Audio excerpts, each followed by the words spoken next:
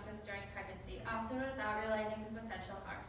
Drinking alcohol, smoking, or doing drugs can affect a baby before they are even born. Alcohol use during pregnancy is a leading preventable cause of birth defects and developmental disabilities. Drinking while pregnant increases the chances that your child will be born with twisted or underdeveloped body parts, and they will be slow to understand even simple tasks such as talking and eating, or that they will have nervous system problems, even epilepsy. There are doctors who tell pregnant women it is okay to have a drink once in a while, but that is not true. Your unborn child eats and drinks whatever you drink, and drinking alcohol is no less than feeding your unborn child poison. The liver in the baby is not yet developed, so it's very hard for the baby to break the alcohol down. One of my friend's moms drank while she was pregnant, and now he has IBS. IBS is irritable bowel syndrome. There is no cure for it, but there are medications for it. He cannot drink or eat dairy and has many stomach problems. A pregnant woman can binge drink once and put her unborn child at risk. The most common thing that can happen to a baby is fetal alcohol syndrome. Alcohol-exposed pregnancies can lead to fetal alcohol spectrum disorders, which result in neurodevelopment defects and lifelong disabilities. FAS was first labeled in 1973. Researchers have yet to find a chemical or biological marker identifying FAS at birth or during pregnancy. Even when doctors use ultrasounds and find a problem, it is not readily identified as FAS. A diagnosis often doesn't show up until the child is deep into elementary school. There is no specific medical test for the FAS condition. Diagnosis relies on a doctor establishing a child exposure to alcohol during pregnancy and assessing the child for the features of FAS using the diagnostic criteria for the condition. The symptoms of FAS are low birth rate, small head circumference, failure to thrive, organ dysfunctions, facial abnormalities, including small eye openings, cheekbones, and an underdeveloped groove between the nose and the upper lip, epilepsy, poor condition of fine motor skills, poor social skills, learning difficulties because they have a poor memory, and behavioral problems.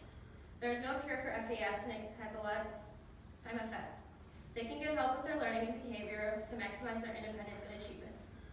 Though drinking alcohol is dangerous for the baby, cigarette smoke contains more than 4,000 chemicals, including really nasty things like cyanide, lead, and at least 60 cancer-causing compounds.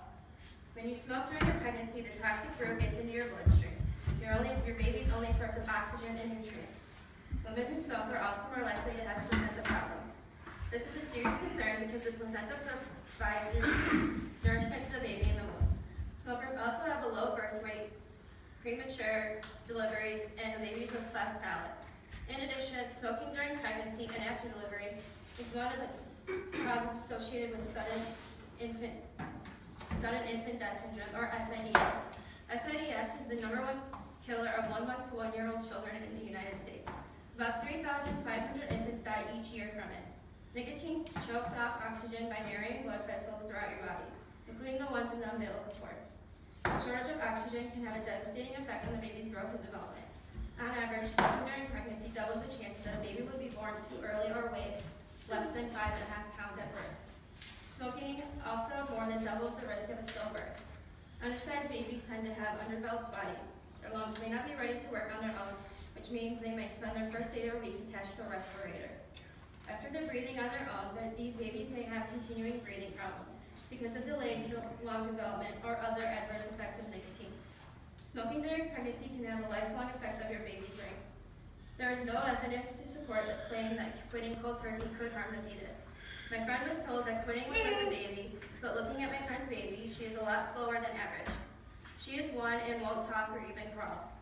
All the evidence points to quitting smoking being one of the most important ways to improve pregnancy. The far most damaging is doing drugs. Some drugs can hurt you and the baby. Some drugs can cause birth defects or make your baby be born too early and very sick. Using cocaine or meth increases the risk of miscarriage early in the pregnancy. Later in the pregnancy, the early drugs may cause the babies to be irritable and have feeding difficulties. Pregnant women who do drugs cause developmental delays in the baby, and after delivery, babies who have been exposed to them seem to undergo withdrawal symptoms or NAS with excessive crying and trembling. Potential for harm to the pregnancy and unborn baby depends on a range of factors including how the drug is taken, the type of drug, the size of dose, whether the drug is used alone or in combination with other drugs. Since illegal drugs is a secretive activity, Medical studies are limited to the effects of these drugs during pregnancy. Many women still drink and smoke and do drugs while they are pregnant. Alcohol, cigarettes, and drugs are things. This chart in front of me breaks down the diseases, shows you how many babies are born with these and other ones. The differences between the ones that I talked about today and others are FAS, SIDS, SIDS, NAS are preventable. Around 100,000 cases could be preventable if women didn't smoke, drink, or do drugs while pregnant.